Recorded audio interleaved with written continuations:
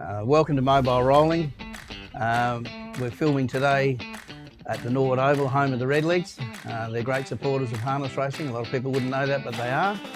And after the break, I'll have a very, very interesting and special guest.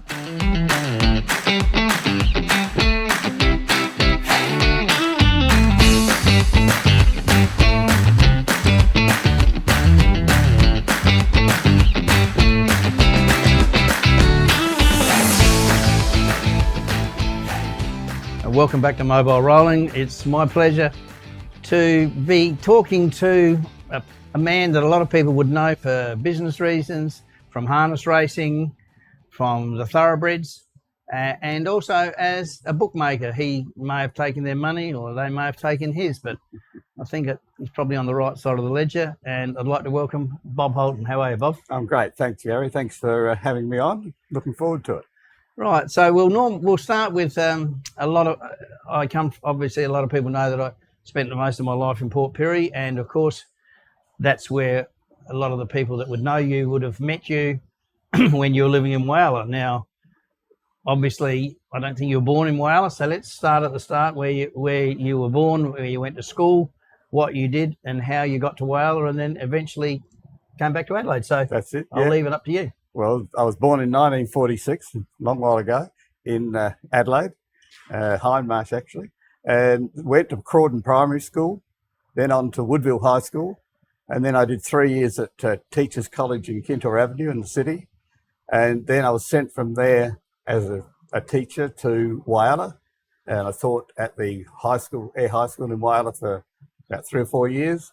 And I decided that wasn't going to be a long-term future for me, so I went into various businesses in Whyalla, including a lighting business that I was in with Dennis Wells, who will be known by many people. So when you when you went to Whyalla, were you single? Were you married? Or no, I was single. I was only 20 when I went to Whyalla, and my eventual wife came up a couple of years later, and we got married in 1971. 1971. Yeah, I was still teaching at that point, but just about to give it the flick. So, in your career as a teacher, how long did you teach, and did you only teach in Whyalla? Yep, only in Whyalla. Yeah, I think I'm not real sure, to be honest. 4 to 5 years. Okay. Yeah. So I did a bit of what they call relief teaching. Yep. Which means you just went in when they asked you. That was after I actually resigned. So did you in those days? Did you say it was the 70s?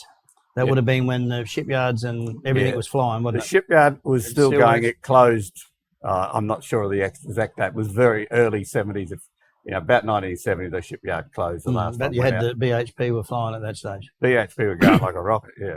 Yeah. And so, when you left the teaching, did you have your book? Well, what made you become a bookmaker? Were you a maths teacher, or I was a maths teacher. No, I didn't mind a pump, but a lot of teachers used to work as bookmakers clerks. Yep. And I worked for Dennis Wells because he had a license up there at the time, and then I did some doubles bookmaking under his name.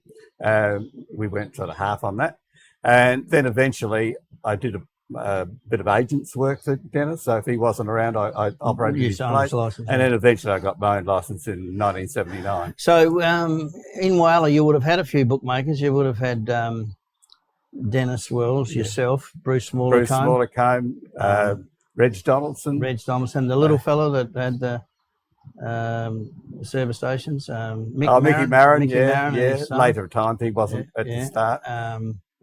They're the main ones I remember, but we had a lot of used to come up from Port Lincoln. Henry King, Mad Henry. Legendary Henry King. Yeah. So when you decided, when you decided to give the teaching away, is that when you had the light shop, or did you? No, I started off by starting the very first fresh fruit juice business with Berry fruit juices. I'd never done it before, so I did that as an agency. And how'd that go? Yeah, it was good, yeah. And my main opposition was Mr. Juicy at that time. People may remember that. Yep. And we got on quite well, even though we were in opposition. And we started then a food distribution business, supplying the hotels and the men's single quarter, which was about 250, 300 people. So where were they to, those singles quarters in Whyalla? That was at BHP. They were BHP workers. And they had a hospital on their site. Yeah, so we did that for a while, eventually sold that to actually another bookmaker, David Redmond. He was he worked mainly in Port Lincoln, but he bought that business from me. And then in, I think about 75, Dennis Wells and I opened a lighting shop in Whyalla. So was that the same name that you had with the one you had in Adelaide? Or? No, it was Holton and Wells Light Shop. Pretty original stuff. Bit of thought went into that one there, Bobby. But so I noticed it wasn't Wells and Holton. It was no. That was we had to get the order right. Purely alphabetical. It was just a fluke. So in those days, that wouldn't have been a lot of specialist lighting shops. No. Most people would just come to Adelaide, wouldn't they? Yeah.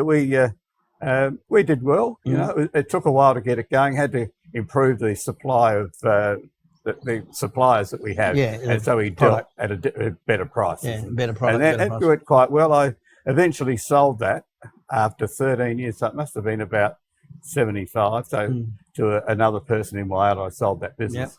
And that was after I'd come back to Adelaide in '86. So when you're in Whyalla, obviously you were fielding at the trots. Yeah, I got my license in 1979, as I said, and I was mainly doing Port Lincoln. Port Lincoln races, so we had to drive for 2 hours down there.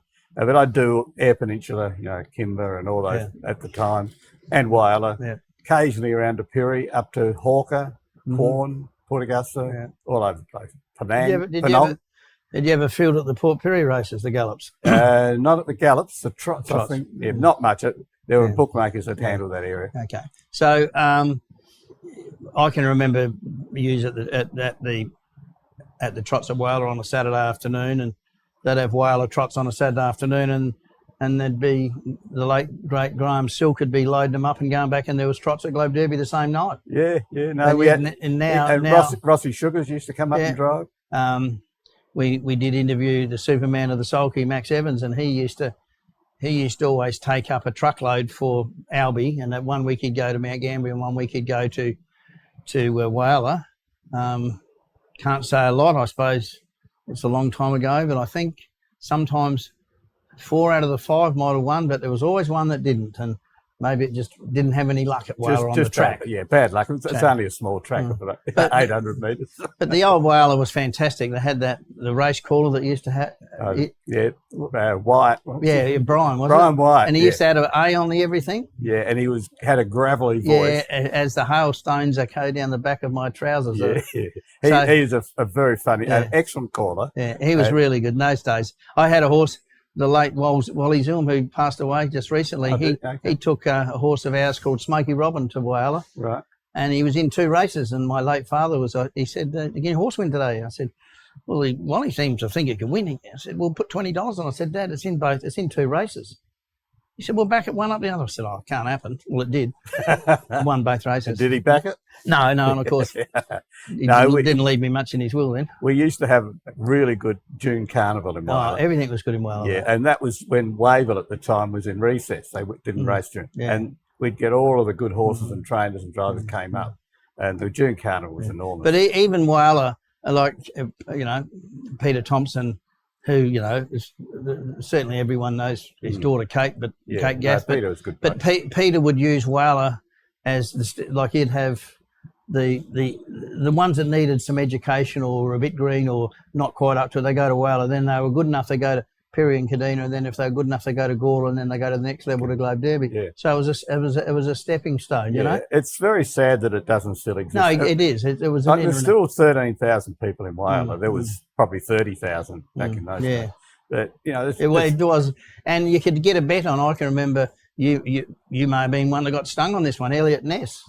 No, Elliot Ness, Eddie Sims from. I remember Eddie Sims. Yeah. They took Elliot Ness to Whyalla and won. And they took it to Gawler on the Tuesday and won.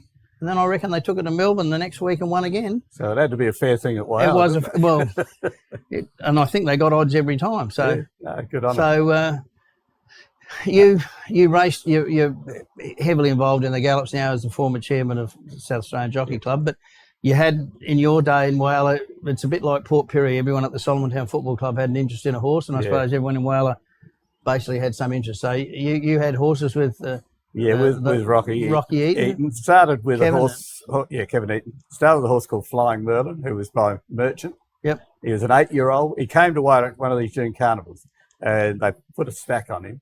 in a maiden 28 class, and he got beaten. So the owner said, "Well, I'm not taking him home." So we bought him for $80. Oh. And he was in terrible condition. No wonder he didn't win. Anyway, we got him back to looking good, and he was trialling nicely, and then he fractured a pedal bone.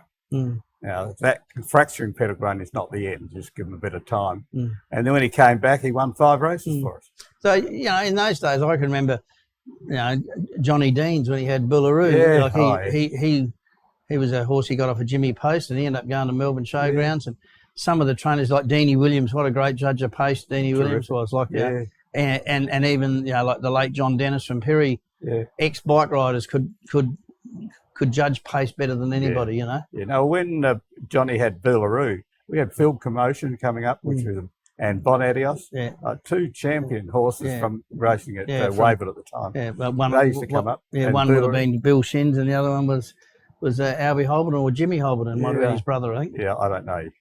Can't so, so you left Whyalla in what year did you leave Whyalla? 1986.